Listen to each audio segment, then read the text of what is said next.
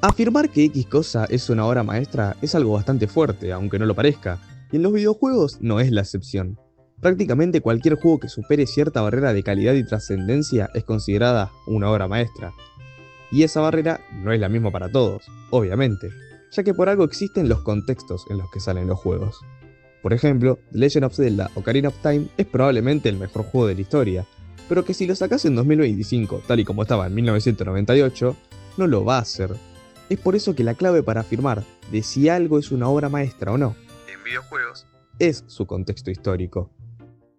Entonces, con todo esto, ¿cómo afirmas que una novela visual es una obra maestra?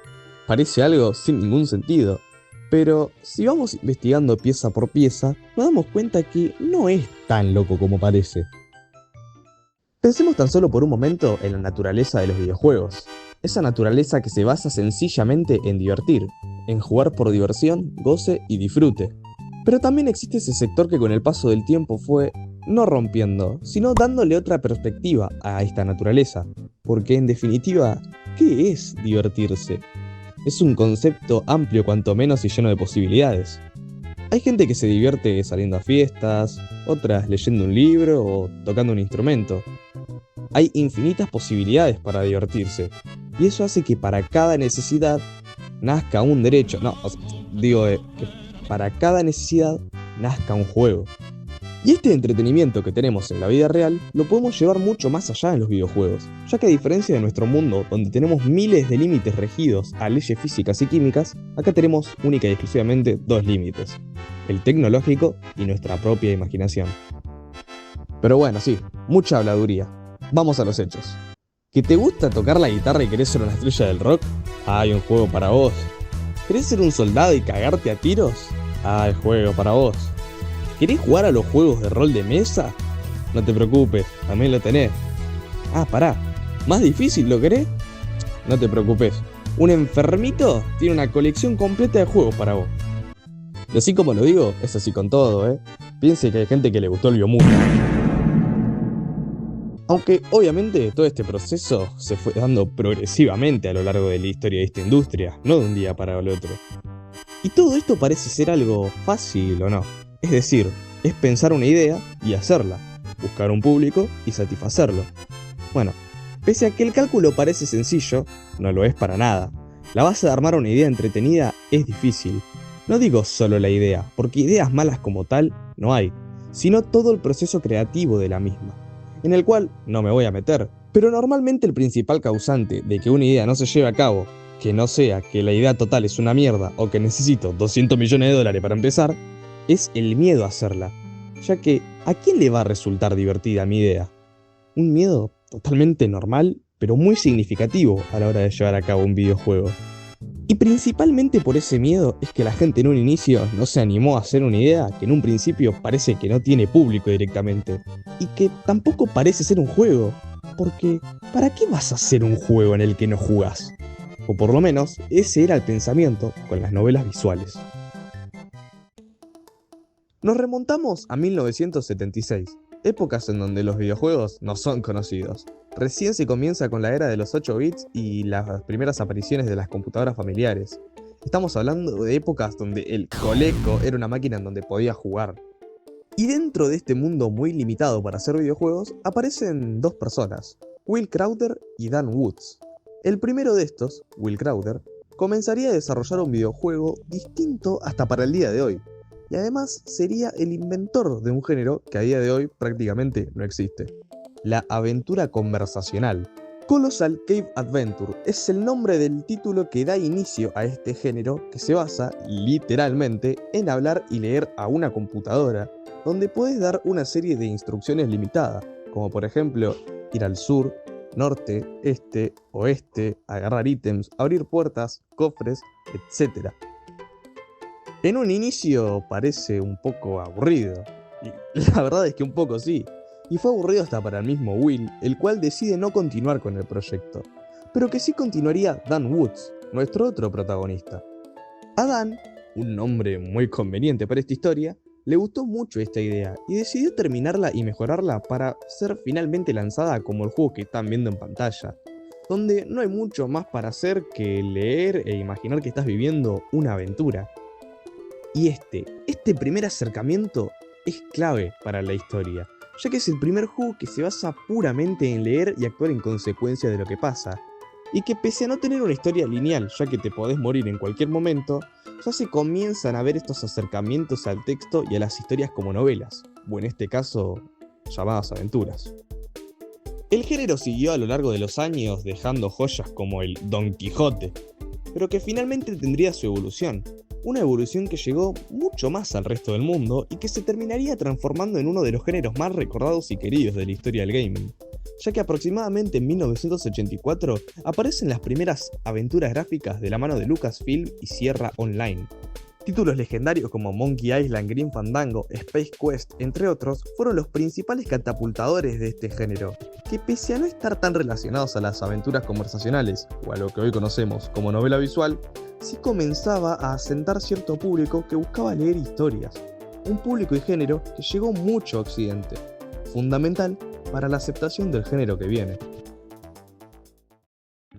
Retrocediendo un poco y yéndonos al otro lado del mundo, en 1983, en Japón, un tipo llamado Yuji Horii tomó el concepto de aventura conversacional y lo modificó hasta tal punto que terminó quedando una mezcla entre aventura gráfica, aventura conversacional y algo de lo que todavía no se hablaba bien, pero que parecía algo así como una especie de novela, pero que no terminaba de ser ninguna de las tres.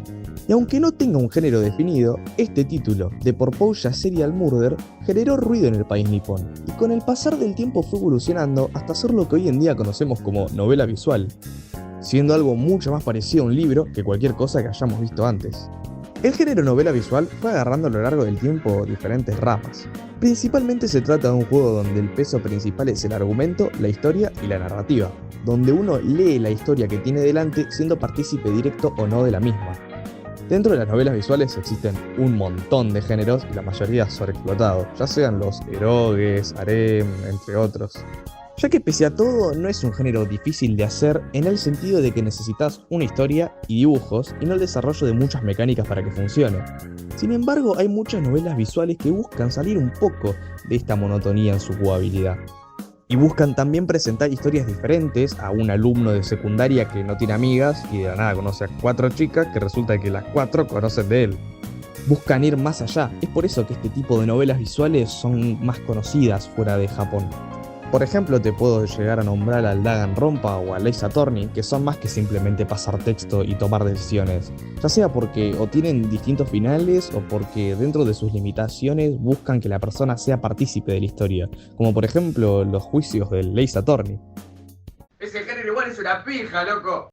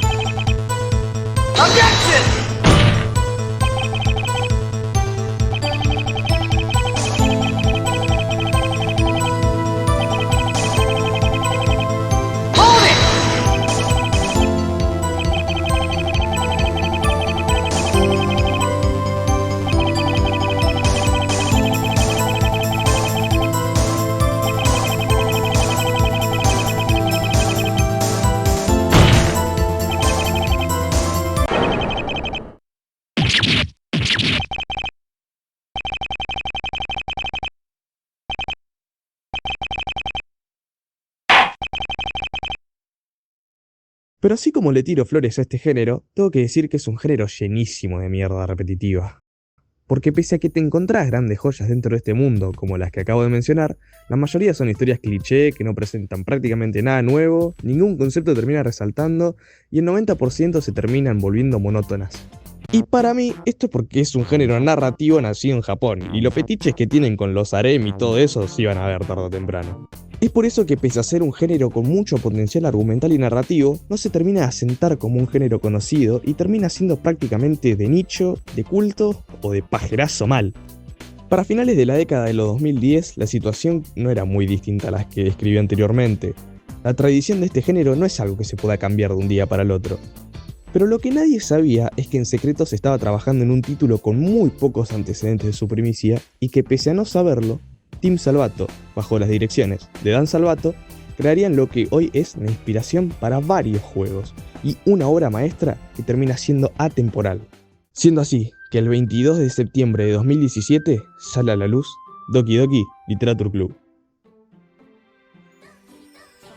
La salida de este juego rompió internet, pero cuando digo que lo rompió, es que lo rompió. Todo el mundo quería jugar este juego y todo el mundo lo jugó. ¿Pero por qué? Bueno, a estas alturas ya sabrás el porqué, ya habrás jugado el juego. Pero creo que es importante retomar esa mentalidad que todos teníamos en 2017. Doki Doki Literature Club es, a primera vista, una novela visual indistinta al resto. Tu personaje se une a un club de literatura gracias a su amiga de la infancia y a partir de un minijuego de crear poemas podemos elegir la ruta amorosa de cualquiera de las 3 chicas que encontramos en el club. La realidad es que no es nada que no ofrezca otra novela visual, o sea, para eso mejor me voy a jugar al My Sexy Neighbor. Sin embargo, con tan solo jugarlo, al Doki Doki, no al mi vecina sexy, por favor, nos comenzamos a dar cuenta de ciertas cosas. Primero es el aviso que te da el juego cada vez que lo inicias. Un aviso que en un principio intimida un poco, pero que te da alusión a que quizás es más que un juego de simulación de citas. Que quizás trate temas más profundos, como la depresión, la obsesión, la locura, la soledad, maltrato familiar, inseguridades, entre otros temas. Y cuando juegas al juego te das cuenta de que sí, que los trata, y que los trata como ningún juego los había tratado hasta el momento. Sayori y Mónica son probablemente 2 de los mejores personajes escritos en la historia, y hasta el día de hoy no se terminan de comprender por lo complejo que terminan siendo. Y a ver, por si no se entiende por qué es una obra maestra, lo explico así. Un juego de un género prácticamente de nicho y semi-muerto es jugado por absolutamente todo el mundo, da igual el tipo de jugador que sea, por abordar temas de una manera que jamás antes se habían abordado, o por lo menos no así en esta industria. El conflicto principal del final del juego es algo que no se había visto prácticamente nunca, con poco, hace muchísimo. No existe registro como algo de Doki Doki antes de Doki Doki, es por eso que es una obra maestra.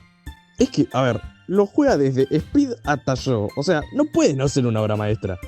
Tiene de las escenas más impactantes que puedes ver en un juego, que no se espera de ninguna manera que pase. Es sencillamente lo mejor que se puede ofrecer dentro de una novela visual, original, crítica y que se toma en serio a sí mismo. Porque si no, no tiene todos los detalles que él tiene, como por ejemplo saber si estoy grabando o no para este video. Este juego termina siendo una obra maestra no solo por el gran puntaje que se le pueda llegar a dar, que lo terminan convirtiendo en uno de los mejores de su género, sino también por lo único que termina siendo, ya que el impacto social que tuvo es algo prácticamente irrepetible. Además, vean el impacto que tuvo en Miside ya viendo juegos que tratan el tema, imagínense cuando no había nadie que los trate. Sencillamente, Team Salvato. Pero bueno, intenté dar la menor cantidad de spoilers para todo aquel que no lo haya jugado y que a la vez entienda por qué es una obra maestra. Creo que la salida del Miside termina de confirmar lo que digo. Doki Doki es una obra maestra, que gracias a su género termina siendo atemporal. Porque leer lo puedes hacer hoy, hace 100 años y dentro de 100 años. Muchas gracias por ver, gente. Espero que les haya gustado esta especie de informe sobre este género poco tratado y sobre este juego.